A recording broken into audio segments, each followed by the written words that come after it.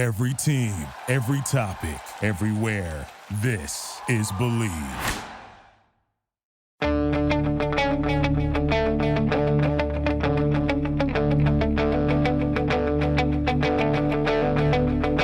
Ich warte seit Wochen auf diesen Tag und tanz vor Freude über den Asphalt. Als wär's ein Rhythmus, als gäb's ein Lied, das mich immer weiter durch die Straßen zieht. Komm dir entgegen. Hello and welcome to Gegenpressing, the Bundesliga podcast. I'm Manu and Stefan. He is Stefan Bienkowski. Stefan, how's it going? Yeah, very, very well. Absolutely delighted that the international break is over. I know some people quite enjoy watching their countries, and actually Scotland did really well this weekend, so I can't complain, but I've been distracted with other stuff, and I'm just happy to get back into the same old grind of domestic football. Yeah, I can't wait. I mean, it's nice to have a break. I know you took the first week off of the international break. I took the second week off. But yeah, back at it tomorrow. Taking the train back to Munich from Vienna and then straight into action. I'm going to Bayern against Leverkusen. I'm really looking forward to it. First time this season at the Allianz Arena, Stefan. So should be good. Yeah, absolutely. It looks like it's going to be a great game. It's probably a good place to start, actually, isn't it? Yeah, we should probably jump into that game right after this break. This episode of the Gegenpressing podcast is brought to you by BetOnline. BetOnline is the fastest and easiest way to wager on all your favorite sports, contests, and events with first-to-market odds and lines. Find reviews and news for every league, including Major League Baseball, NFL, NBA, NHL, combat sports, esports, and even golf. BetOnline continues to be the top online resource for all your sports information, from live in-game betting, props, and futures. Head to BetOnline today or use your mobile device to join today and make your first sports bet. Use our promo code BELIEVE50, BLEAV50, BELIEVE50 to receive your 50% welcome bonus on your first deposit. BetOnline, where the game starts. So yeah, obviously we always pick each a game of the week, and because I am at Bayern against Leverkusen, that is my match of the week, and I am predicting a ton of goals, and I am not predicting that anyone is going to win it either. So I'm going for a 2-2 draw here, which is of course is not going to help anyone, I think. That is exactly what I've gone for as well. Yeah, I think this is going to be a really interesting game, actually. I won't actually be able to watch it because I'm going to a jazz festival, if you can believe it. But I'll be looking forward to I'll record it and I'll watch it in full on Saturday. Yeah, I just think this is going to be a match which might actually end up suiting Bayer Leverkusen quite a lot. I think they suit when they get to play that kind of counter-attacking style of football. The players are kind of getting back into the rhythm of things. I don't think, and I think probably the most important thing is that there's really no expectation on them to go to Munich and get a result. There's no pressure on Siona to, pick up points in this game to save his job. From what I've been, shall I say, reading in the tea leaves around the club this week. This game isn't really seen as a match in which he has to prove himself. Obviously, a result would be great, but so I just think Leverkusen kind of go into this game with no expectation, but also potentially quite well equipped for this game. And of course, Bayern Munich don't really look like they've kind of turned a corner with their bad form. So I have no doubt that Bayern will be able to kind of break Leverkusen down, just because I still think Leverkusen are quite limited with their decade goals at the moment. That defense isn't really working, but yeah, goals, good contest, entertaining match, and a point apiece, I think. Yeah, I feel quite confident with my prediction, and obviously you do too. I think that there's a lot riding on this game for Nagelsmann. I don't think this is a scenario there he's going to get fired or anything if he's not going to win here, but it's not going to get any easier for him, let's say it that way, if they don't win. And I think that's going to help Leverkusen quite a bit, because it means that you're probably going to see you're gonna probably actually see a very similar game to Germany's game against England, to be quite honest with you. And that the Bayern attack will try a lot, but that doesn't necessarily lead them to have the sort of stability that you need in defense against a pretty good Leverkusen side.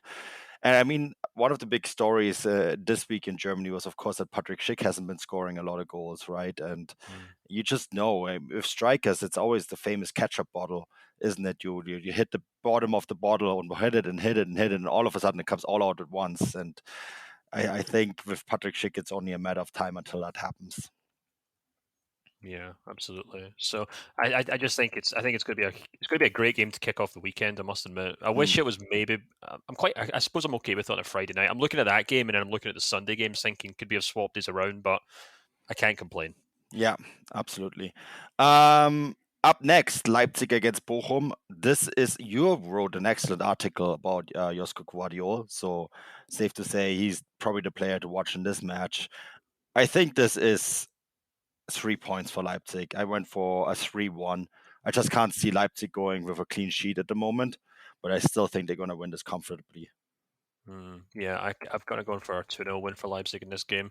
Yeah, thanks very much for the shout out. My newsletter this week was basically on the fact that I spoke to quite a few people at the club, a few people around Guardiola's camp, just kind of about what was being going on this season with them. And the gist of the story is that he had a minor injury in the summer.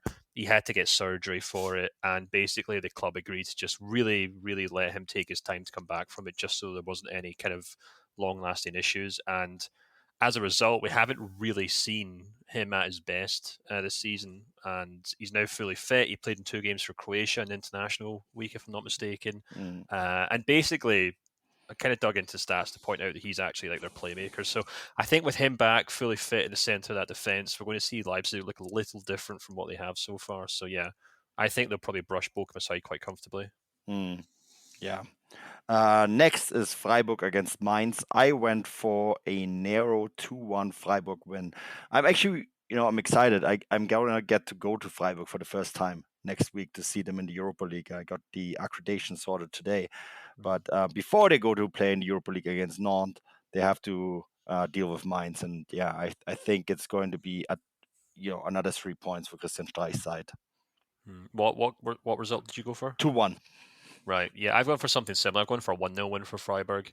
Mainz have actually been quite good on the road this season. So, I think they could probably cause quite a lot of trouble for Freiburg, who themselves have kind of struggled a little bit at home. They drew with Gladbach, they lost to Dortmund. But I think on the balance of things, Freiburg should be looking at this match to pick up all 3 points. So 1-0, I think it's going to be a hard-fought game. I think it's going to be very narrow, but I think Freiburg should be able to edge it. Yeah. So the next one is your match of the week, Stefan. Köln against Dortmund. Not sure. I wasn't quite sure how to approach this one, but I did actually settle down for a 3-0 Dortmund win in this game. Maybe a bit too optimistic for Dortmund, but what do you think? Yeah, so I kind of feel differently about this game, to be perfectly honest with you. I don't think I'm still not 100% convinced by Dortmund, obviously, but I think also the biggest issue is that they're missing quite a lot of players ahead of this game. Terzic kind of announced on Thursday that Gio Reyna is injured again. Yeah. Gregor Kobel's injured. Salih Ozcan might play in this game, but obviously Marco Reus is out as well. So that's 3 or 4 big players. Gio Reyna missing is not the end of the world because they have obviously Adeyemi and Daniel Malin on either wing.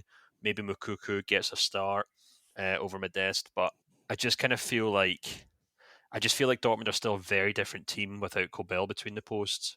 And obviously Royce is a big player as well. So I just think I think they might struggle against a very impressive Cologne side, to be honest with you, who looked good at home this season. So I've gone for a 1-1 draw in this match. And the reason I've picked it as my game of the week is because I think, obviously, Cologne versus Dortmund is always an exciting derby of sorts. Not really a derby, but, it's a regional clash. 2 great sets of fans. It's going to be so much fun in that stadium, and I think it's going to be really well contested. Yeah. I guess the big story this week was that there was some questioning on whether Gio Reyna should be playing for the national team. right? Mm. And then does go, and then he picks up an injury, and you just think like, why take him to these games in the first place? It's just, you know, I know there's a lot of criticism in the States on like how Dortmund have treated his injury, but if you Craig Berhalter, the national team coach, you just need to know better. I think he would have been served by just staying a week in Dortmund. That's just It's absolutely bonkers, isn't it? yeah, meaningless friendlies, and he's a big asset for the U.S. national team as well. Yeah, I have no idea how Dortmund let that go ahead because, I mean, I can understand that sometimes clubs can be a little too protective over star players when it comes to international games, but in the case of Gio Reyna and what he's gone through, they have to wrap him in cotton wool when he's not playing Bundesliga games, and that's just unfortunately the situation right now. So very unfortunate for Dortmund, and I think they might miss a few of those key players at either end of the pitch. So I think I think they'll struggle. Yeah, I don't know. It's one of those things. I know Dortmund don't really have control over the situation because of FIFA rules, right? So I guess they had to send him, and there was a big deal made by Gio Reyna and Dortmund that they would manage his numbers. But I guess, yeah, somewhere along the lines it was missed, and it's costing him a Bundesliga game. But anyhow, let's move on to Frankfurt against Union Berlin. And I guess the big question here is Union Berlin still going to be first after Matchday 8? And I tipped a 2-1 Union Berlin win. So in my books, yes, they will be still first. What do you think? Yeah, so this is quite an interesting one. I think this is going to be a lot tighter than you would usually assume. I think I as much as I like Union Berlin, obviously I wrote about them before the international break, I still kind of feel like they are, they kind of are susceptible to dropping points in these games. Frankfurt have just been this kind of Jekyll and Hyde side. I've routinely joked in the podcast, every time I watch them, they're terrible, and every time I don't watch them, they go on and win big games. And I won't be watching them this weekend, so I'm kind of inclined to say they'll pick up a result here. So I think this is going to be a 1-1 draw, to be honest with you. I think Union have looked good on the road. They obviously picked up that huge win against Schalke recently, and they picked up a decent win over Cologne, but it was a narrow win over Cologne, and they've also drawn against Mainz. So I don't know why, but something just makes me think these two teams might balance each other out. I think, yeah. I mean, that could mean that Freiburg go top. I don't have the table in front of me, but I guess we'll see how it all plays out. Good news for Union Berlin, though. Indefinite contract renewal for their coaching team. Yeah, extremely frustrating. They didn't even mention how many seasons they're staying at the club. But yeah, I think that was kind of expected. When I wrote that piece on Urs Fischer for the website last week, the impression I kind of got from people at the club was that he was very, very comfortable there. He's not the kind of guy who, is driven by this kind of bloodlust to get to the very top, like some managers are. And some managers especially use the Bundesliga as a stepping stone to other leagues. He's not like that at all. So it didn't come as a great surprise to see him get a new contract, and well deserved. Yeah, definitely well deserved. Up next, Wolfsburg against Stuttgart. And here I went for a boring 1-1 draw. Two teams that haven't really impressed me this year. I saw Wolfsburg, I guess 2 weeks ago now, against Union Berlin, and there's absolutely nothing there. Of course, there's a bit of upheaval now at the club with Jörg Schmatke stepping down in February, I guess, when the Rückrunde starts. Schinzelotz is coming in from Bochum, and Marcel Schäfer is becoming the new director of sport. So a lot of turnover at the moment. I don't know. I just can't see them getting all 3 points there. I think Wolfsburg is one of those teams that I had high hopes for and have disappointed all around this season. Oh yeah, I was the exact same. I had really high hopes for them. Maybe in the second half of the season we might see something, but I fear that might have to come after Niko Kovac moves on, or a number of these players move on. There's just seems to be something kind of rotten to the core of the club right now with that squad. And if you think 1-1's boring, I've got something even more boring. I've gone for nil. I've gone for 0-0 or 0-0, just because both clubs have really struggled to score goals this season. Wolfsburg have been terrible in general. Stuttgart obviously struggling since Kalajic has left. I think Borna Sosa is a doubt for this game. So I would not suggest this match to go watch this weekend, which, of course, now that I've said it, will probably end up being 5-4 or something. But as things stand right now, I think it's going to be a very dull 0-0 draw. Yeah, maybe tune into another game. Maybe the next one, Werder Bremen against Gladbach. I went here for lots of goals. I went for a 3-2 Gladbach win because I don't think those two teams can help themselves. Niklas Füllkrug, maybe the player to watch. There is a chance he could make the German national team squad for the World Cup. Yeah, I was looking at his stats recently this season. I can't remember if you mentioned it in your article this week, but his XG is actually very impressive so far. Yeah. His goals are just kind of lagging behind slightly, but you'd think that would kind of average out over the course of the season. I've kind of gone for something similar. I actually think it'll be 3-0 win for Gladbach, just because I was looking at the expected points tallies for Bundesliga clubs. So the way that works is basically, analytics groups. In this case, it was Y-Scout. Kind of take each team's expected goals and their expected goals against. And what really interested me was that Bayern were top, but Gladbach were second, just above Dortmund. So, I kind of wrote about this after the Gladbach game. I was saying, or after the Bayern game, I was saying, Gladbach have kind of low key been quite impressive this season, and I think they've continued to do that. They've obviously picked up some really decent results in the last couple of weeks, and I think the key thing is that they defend very well. And on top of that, feels like they're kind of really beginning to get the best out of Marcus Thuram. Hoffman's back. That whole kind of front line's working very well. So, yeah, I've gone for actually a comfortable 3-0 win in this Gladbach game. Farkeball is a big story of the season already. It could become the story of the season. Let's see. I mean, with a win there, they're jumping up quite high in the table as well if the other results pan out the way we think. So, yeah, definitely a team to watch. This next one, Hertha against Hoffenheim. Hertha not as terrible as we feared at times. Hoffenheim, a hot and cold team. So I went for another 1-1 draw here. Yeah, I think this is going to be very tight as well. Hertha have kind of looked better this season. I think their head coach this week said that he thinks his team are the best counter-attacking team in the league, actually, which is quite interesting. And, I think they have slowly but surely kind of turned the ship to an extent, but I also think Hoffenheim are probably one of the better teams in the league, not the best by any means, but they've kind of managed to kind of get going as well. So I think this will be a very hard-fought, very balanced game, which Hoffenheim will just edge. And I've gone for a 2-1 win for Hoffenheim. Interesting. Gino Ruta, probably the player to watch here. He's been outstanding. Yeah, also Angelino as well, who I don't know if you saw in my newsletter on Thursday, but I pointed out that I didn't realize this until I was kind of doing a bit of research, that he said in a match program in Hoffenheim's last game, he joked that obviously David Raum going to Leipzig and then Angelino going to Hoffenheim. He said that Hoffenheim got the better end of that deal, and you can't really argue with that so far because Angelino has really hit the ground running there.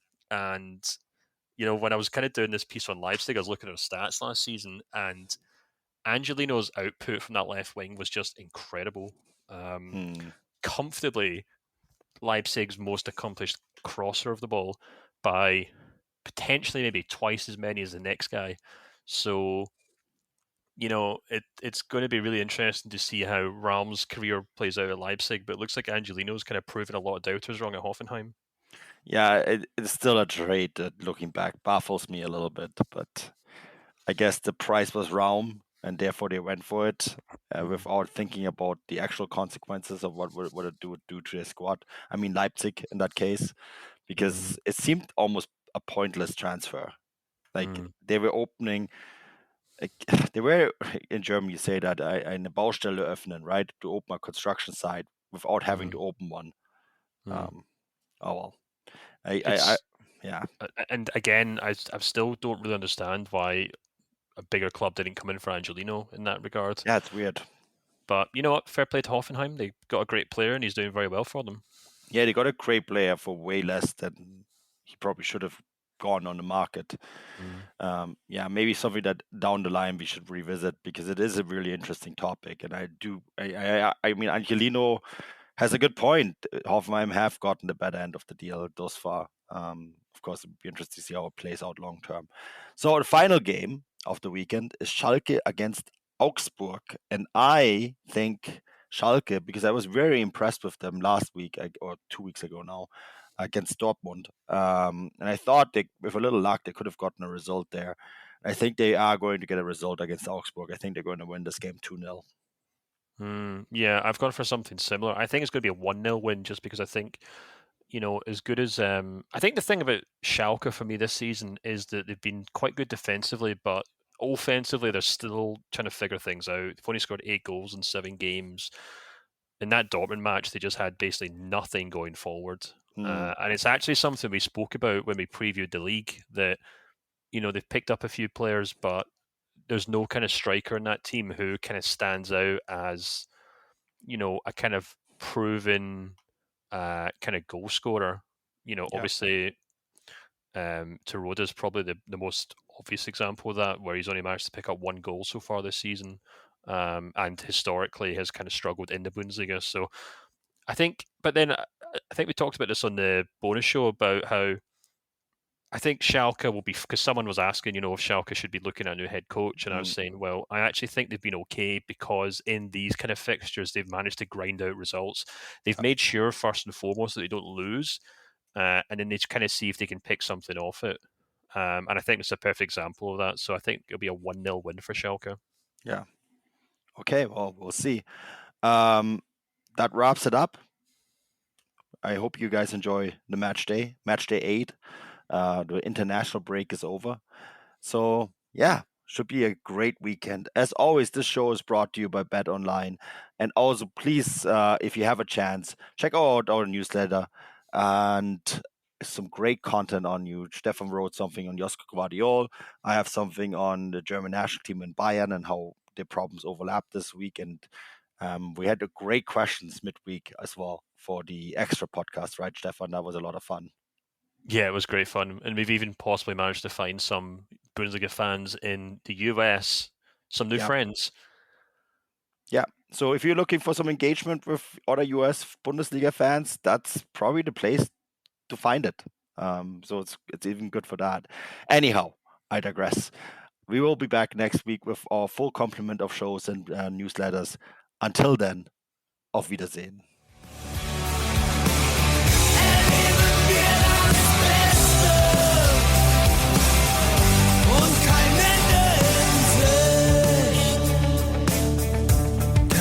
Ende in Sicht.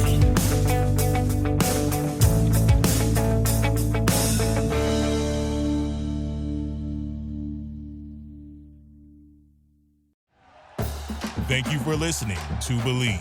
You can show support to your host by subscribing to the show and giving us a 5-star rating on your preferred platform. Check us out at Believe.com and search for BLEAV on YouTube.